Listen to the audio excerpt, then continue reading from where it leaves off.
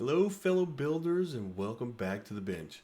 I'm the Mediocre Modeler, and if I haven't said so in a while, thanks for watching. And if this is your first time here, welcome in.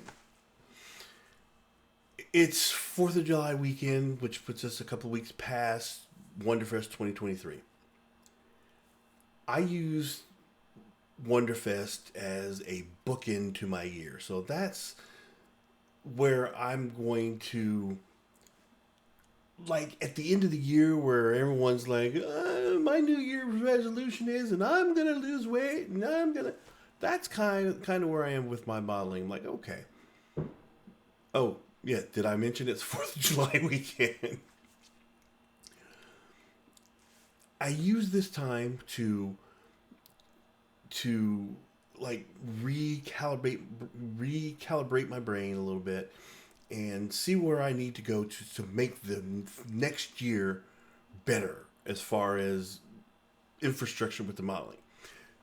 Especially since when I come back from Wonderfest, I have to find a place for the models that I built for Wonderfest.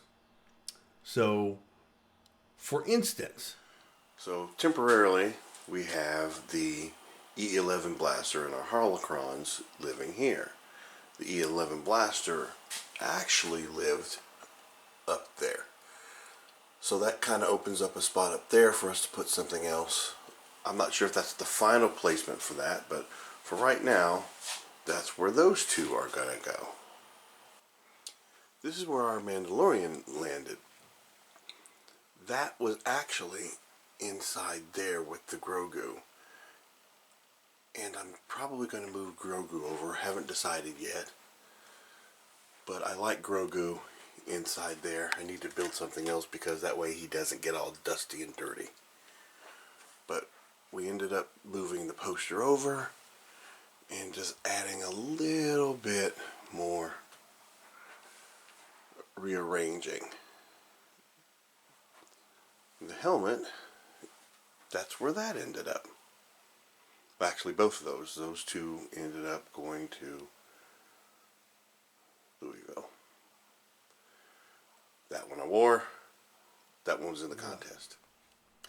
Finding a place for a model sometimes can be a little bit contentious because you always have your size, or you have a place where you want it to go, or like the weapons wall. I like all my prop weapons to go there on the wall. The holocron, does it go there? It's a prop. It's not a weapon. I don't know. It may not live there. I'm not sure. But I'm going to use the time to put some of the other stuff away that has been sitting around and needed to be put away. Most specifically, my Enterprise. E? No. Yeah. My E and my C. The models, when they come out, it comes with a stand where it's supposed to be set on a table. Well, where I'm going to put them, I've got a return vent right here that bisects the room. And there's enough room on there on the side to where I can have my Enterprise models go down the length of it, or just any models. So I had to redesign a base for it.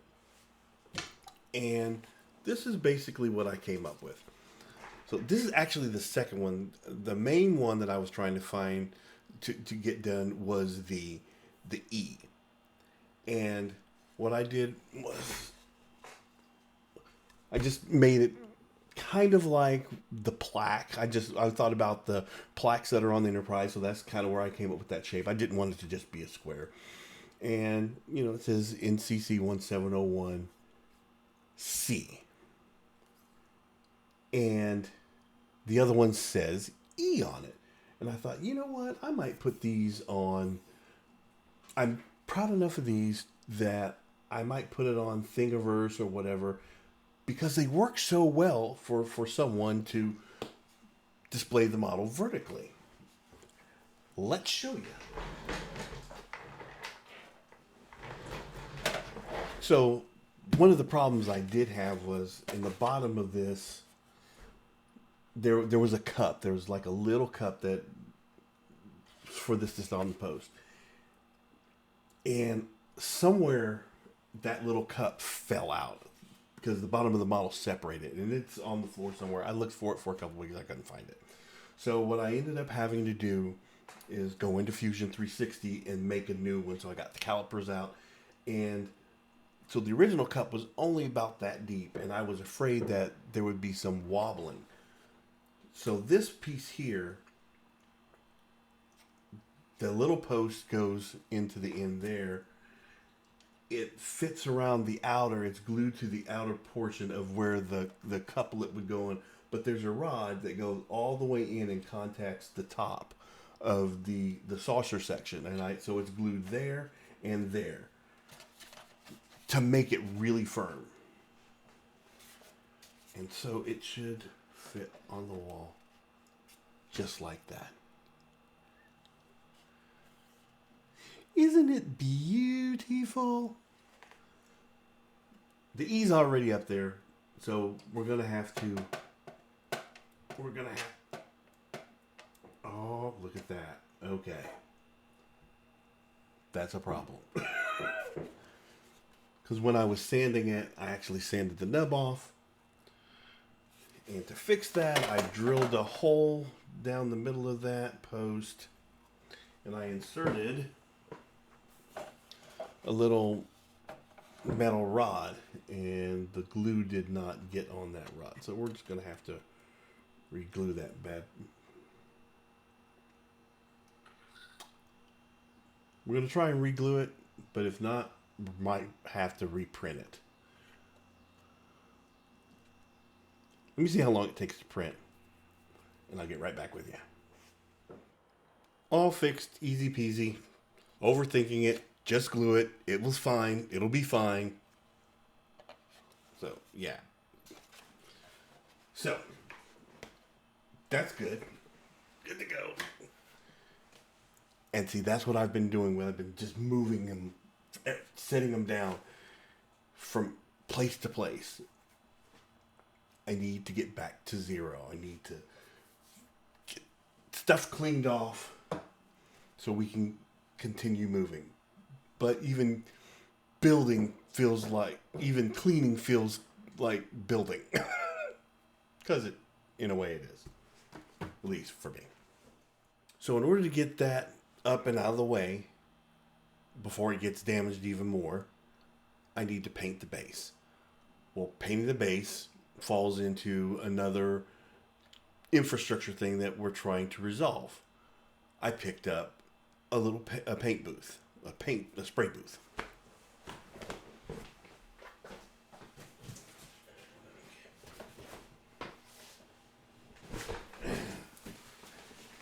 So I've been looking at these for a while, and I finally settled on this one because the reviews looked well, and where I'm going to put it isn't, I don't have a whole lot of space there, but this should do the trick. So let's get this set up.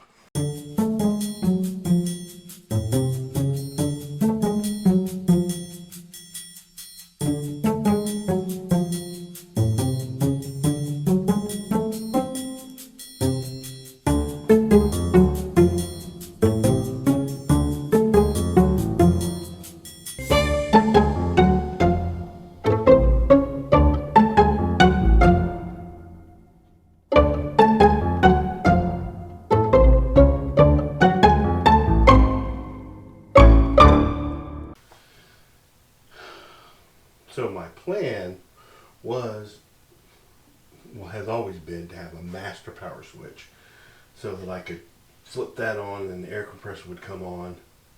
That way I'm not doing doo-doo-doo, you know, turning everything on. Not sure if I'm going to be able to do that, but because the power switch is way over there.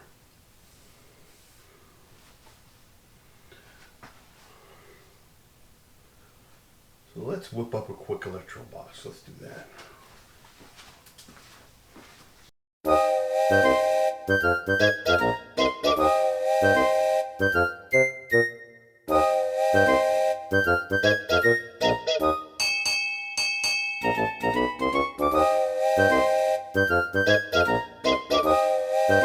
Okie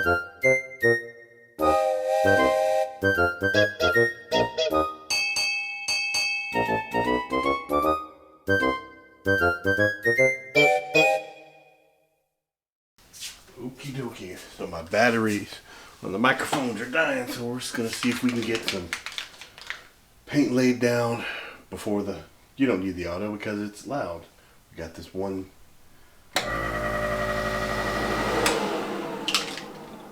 Let's see what we can get.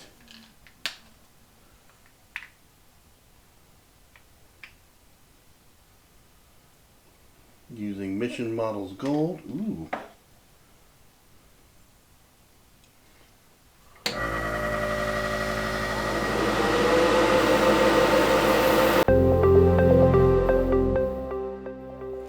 You know, at this point, I'm feeling pretty confident.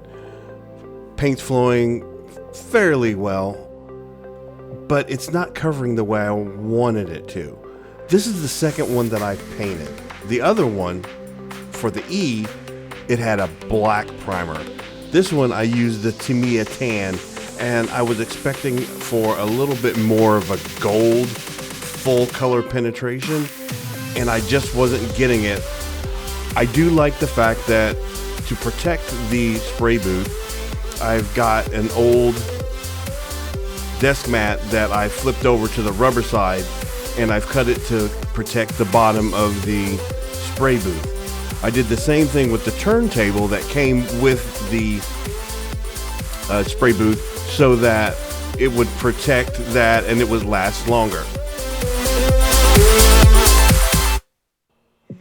So you know that moment when you're painting something and it just doesn't quite look right, it doesn't feel right? That's what I'm experiencing here. I pulled out the heat gun to see if I could get it to dry a little bit better because I was getting like a milky substance. And I decided this isn't going to fly. This isn't going to make it. We're going to have to reprime it. And I was really kind of bummed. But what else am I going to do? So out comes the flat black primer right on top of the rest of the paint that's there. I was running a risk because I wasn't sure how the two were going to mix. But at this point I had nothing to lose. I really didn't want to strip the whole thing and start over. I'm really digging this spray booth. The turntable, the pulling of all the paint away. This is fantastic. Should have done it years ago. Nothing left to do but shut off the light and let it dry. Sometimes when you're working on a model, you make a mistake and you gotta fix it. And based on your years of institutional knowledge and experience, you can pull it out and it comes out fantastic. And sometimes you get lucky. This time, I got lucky. There was a weird interaction between the paints, and I was getting these broken runs right along the sides, and I had the, and you can even see it maybe like underneath some of the letters. You can see a little bit. Let's see if I can. Yeah, like under the 1 and the 7, you can see a little bit of a run. And what I did was, I had some Rust-Oleum. This is antique brass. And any place where there was a run, I just spritzed it and just kind of covered up those little spots. And, well, as you can see, she came out pretty well. I'm still wrestling with the idea of going over the lettering with some rub and buff, maybe some silver rub and buff, which I do have, or maybe sanding it down and letting that be black, but that just doesn't feel very, it doesn't feel very fun, you know, I don't know. But for right now, we're going to get this guy put up on the wall. All right, so let's get that done. Since I had the Enterprise E base done first, I already had it mounted on the wall. I decided only after the fact that I should do one for the C. So I have to take the one down and take the E down, put the C up, and then put the E up behind it. And there's a part of me in the back of my head that was just like, man, somebody's gonna say those aren't even in order, and ironically they are, because it, for the most part, because it goes the TOS, and then you would have the movie, but the movie one is just so big it wouldn't fit there. And then the B, then the C, then I've got the D kind of in the center, and then there's the E. So subconsciously, I feel like I'm always working on organization. And that's not a bad thing. Not at all. As we were talking about the weapons wall, I forgot to mention an addition that I'm going to have to the weapons wall. Last year, when I won the best prop, one of the things that I was awarded was a gift certificate for Arsenal models. And what I decided to use that gift certificate for was, yeah. I had one before, and it had gotten stolen from my storage, and now we're going to replace it. And it looks like it's probably going to go on the wall where the blaster used to be. And this thing is, it's solid resin, and it's heavy, and it's huge. And I can't wait to build it. This is going to require some really good, something this heavy you can't just glue together and hope it's going to stay together. We're going to have to run some stability pegs in there, and I don't know, we're going to do what we always do. We make it our own. I thought about maybe adding some electronics to it, because you do have this open bay to where you can put something in there, and you can even hog that out a little bit more, because this is really thick. I mean, look how thick that is. But again, it's going to be that trying to run the wiring through it that may be a little bit difficult, but I think we're up to the challenge. Everything that we've got left to do as far as getting organized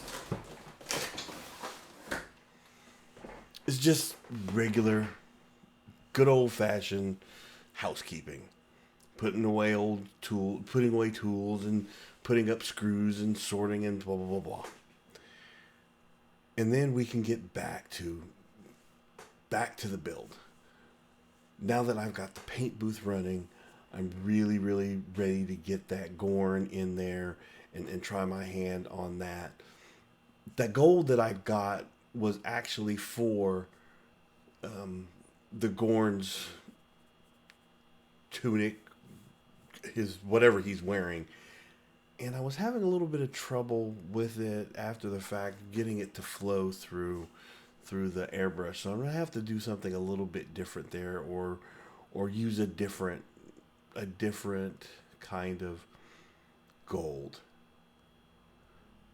We got to think about that. But yes, we're gonna get back to it, and you need to get to it. You need to go and build something. Do a little bit clean too, though. Clean, then build. And then, once you're clean while you build. It makes it easy on all of us. And you'll thank, future you will thank past you. How about that? Okay, so until next time, have fun, be safe, clean your shop, and go build something.